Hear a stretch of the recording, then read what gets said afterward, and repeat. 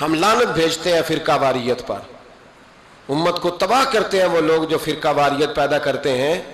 لیکن آپ کو بتاؤں، جس جماعت سے آپ کا تعلق ہے نا، اس جماعت کی امت مسلمہ کو ضرورت ہے. قیامت بھی 10 محرم کو ہی آئے گی، جمعے کا دن ہوگا. تو میں آج دل کو حاضر ناظر رکھ کے، اپنی طبیعت کو حاضر پا کے باشعور آپ کو کہہ رہا ہوں، جاگ کے سننا خدا کا واسطہ. آپ اس جماعت سے تعلق رکھتے ہیں، اگر کافر کے سامنے اسلام کا کوئی چہرہ پیش ہو سکتا ہے تو صرف سنی کا چہرہ پیش ہو سکتا ہے. ختم ہو گئی بات. ورنہ کوئی صحابی کا بے ادب ہے، کوئی اہل بیت نبوت کا. آج مجھے کہہ لینے دو، کھول کے کہہ لینے دو. لوگ دلیلیں دیتے پھرتے ہیں، کہتے ہیں جی ایک وہ پینٹ کوٹ والا مولوی ہے، اس نے اینک بھی لگائی ہے، داڑھی بھی رکھی ہے، پینٹ کوٹ بھی پہنتا ہے. اس نے جی 1500 بندہ ایک دن مسلمان کر دیا، ایک دن 1000 مسلمان کر دیا. پر پتہ ہے وہ بدبخت کہتا کیا ہے؟ وہ کہتا ہے امیر المومنین یزید رضی اللہ تعالیٰ عنہ. میں کیا کروں اس کے 1500 مسلمان کو یا 2000 اس کے کلمہ، اور وہ جی بڑی دلیلیں دیتا ہے. وہ دلیلیں سنبھال کے رکھے، وہ دلیلیں جو جی بڑے لوگ اس کے ساتھ ہوتے ہیں. تو کربلا کے موقع پر زیادہ لوگ یزید کے ساتھ تھے، زیادہ لوگ. ہم کثرت کے قائل نہیں، ہم حق کے قائل ہیں. ہم چھوڑ دو بات، دلائل کی طرف آؤ.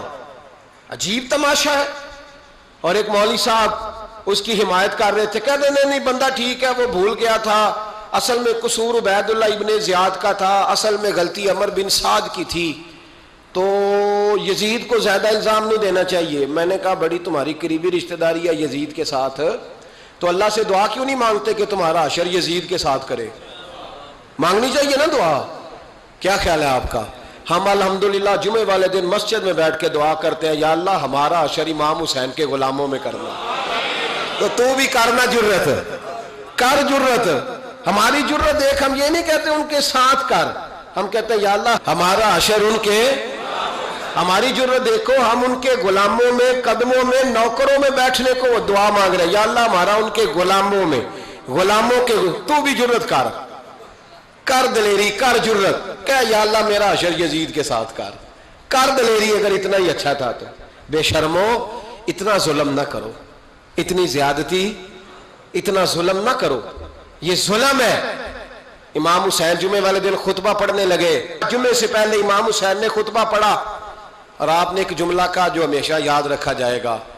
آپ نے فرمایا یزید کو جا کے بتا دو کہ مجھ جیسا تجھ جیسے کی بیعت نہیں کر سکتا. او کیا فکرہ ہے امام علی مقام کا. فرمانے لگے مجھ جیسا تجھ جیسے کی بیعت. اور آپ فرمانے لگے بتاؤ اس وقت پوری دنیا میں کوئی نبی کا نواسہ موجود ہے میرے سوا؟ حضرت آدم سے لے کر مصطفیٰ کریم تک اس وقت پوری دنیا میں کوئی نبی کا نواسہ ہے؟ اور فرمایا اگر میں ہی ہوں پوری کائنات میں. لوگ کہتے ہیں فلانا علامہ صاحب کی تبلیغ بڑی ہے. ہم سے بڑا کون ہوگا تبلیغ کی بات کرنے والا؟ لیکن ڈرو اللہ سے، ڈرو، گمراہ نہ کرو قوم کو. یہاں تباہی اتر گئی ہے. کوئی بڑی داڑھی رکھ کے معاذ اللہ تعالیٰ اہل بیت کے بارے میں بکواس کرتا ہے، اور کوئی بالکل داڑھی مڈا کے ننگا سر کر کے ممبروں پہ ناچتا ہے اور صحابہ کے بارے میں بکواس کرتا ہے. میرے مصطفیٰ کے پاس اگر ابو بکر آئے ہیں تو وہ بھی شان والے ہیں، اور اگر بی بی عائشہ صدیقہ ان کے بستر پہ رہی ہے تو وہ بھی شانوں والی ہے. مولا علی شیر خدا کے بارے میں جو بات کرے پکا بے ایمان ہے. عجیب تماشا لگ گیا ہے جی. جو رب نبی پاک کے جسم کے قریب مکھی نہیں آنے دیتا، وہ گندا بندہ حضور کے قریب آنے دیتا ہے؟ عجیب تماشا ہے. امت کو تباہ کر رہے ہو، کافر کو موقع دے رہے ہو یہ کہنے کا کہ تمہارے نبی کے پاس بیٹھنے والے ٹھیک نہیں تھے. اگر حضور کے پاس بیٹھنے والے ٹھیک نہیں تھے تو بعد والے کیسے ٹھیک ہو گئے؟ تو یہ باز آنا چاہیے ان بے شرموں کو. یہ امت میں تفرقہ ڈالتے، بے حیائی کرتے ہیں. سنو اور یاد رکھو. حضرت امام حسین نے خطبہ پڑھا نا جب جمعے والے دن، فرمایا مجھے پہچانو تو میں کون ہوں؟ تو عمر بن سعد بولا، پکے نمازی بولے. عمر بن سعد کہنے لگا حسین جلدی کر، ہمارا جمعہ لیٹ ہو رہا ہے. بلے ہو نمازیو، جلدی کر ہمارا. آئے ہائے کیا نماز ہے.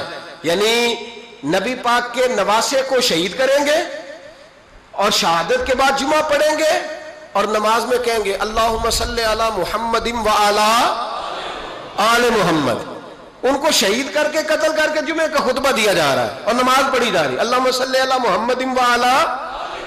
تو میرا سنی بڑا بھولا ہے، کہتا ہے جی وہ زیادہ نمازیں پڑھتے ہیں، تو زیادہ نمازیں تو عمر بن سعد بھی پڑھتا تھا، تو بھولا۔ او خدا کے دیکھیں نا، جتنی نماز کی اخلاق کی بات شاید میں کرتا ہوں، آپ کو جماعت میں کم لوگ ملیں گے، لیکن یاد رکھنا نماز عقیدہ نہیں، روزہ عقیدہ نہیں، عقیدہ حسین ہے، عقیدہ حسن ہے، عقیدہ علی ہے، عقیدہ عثمان غنی ہے، عقیدہ عمر فاروق ہے۔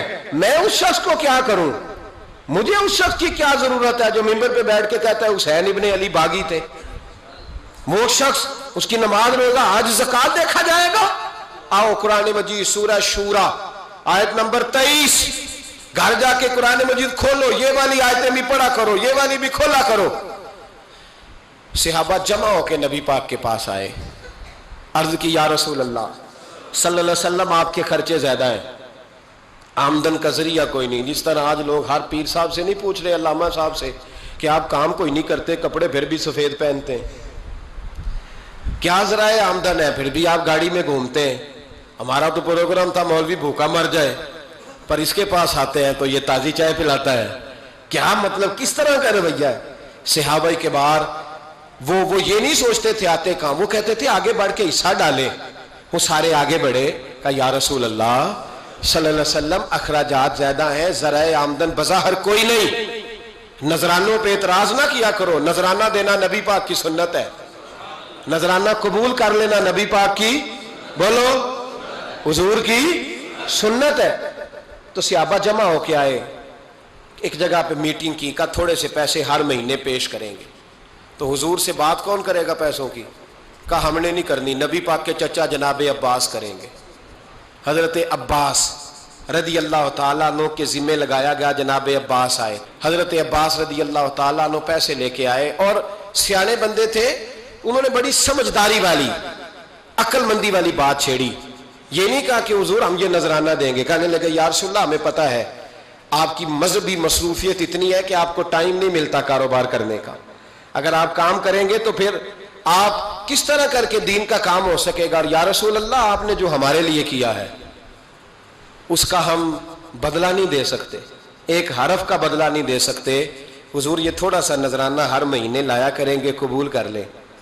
نبی پاک کے سامنے رکھا ہی تھا کہ اللہ کا قرآن بول پڑا، کا کل لا اسألکم علیہ اجرا، محبوب ان سے فرما دو کہ میں نے تمہارے لیے بڑی تکلیف سہی ہے، پر میں تم سے کوئی اجر نہیں مانگتا، تم سے کوئی اجر نہیں مانگتا، ہاں اگر تم نے کچھ کرنا ہے الا المودۃ فی القربى، تو میرے قریبیوں سے پیار کرتے رہنا، میری ختیجہ سے پیار کرنا، میری عائشہ کا ادب کرنا، میرے قریبیوں کا احترام کرنا۔ یا رسول اللہ ازواج تو گھر میں ہے ہی، قریبی کوئی اور بھی خاص ہے جس کا ادب کرنا ہے؟ تو نبی پاک نے فرمایا ہاں، علی، فاطمہ، علی اور فاطمہ کی اولاد، فرمایا ان کا ادب کرتے رہنا، اس کا مطلب یہ ہوگا کہ تم نے میرے ساتھ بڑا ہی اچھا سلوک کیا ہے۔ کہا ان کا ادب کرنا، جناب علی، سیدہ فاطمہ، اور دونوں کی ان کا ادب کرنا فرائض دین، اہل بیت کا ادب کرنا فرائض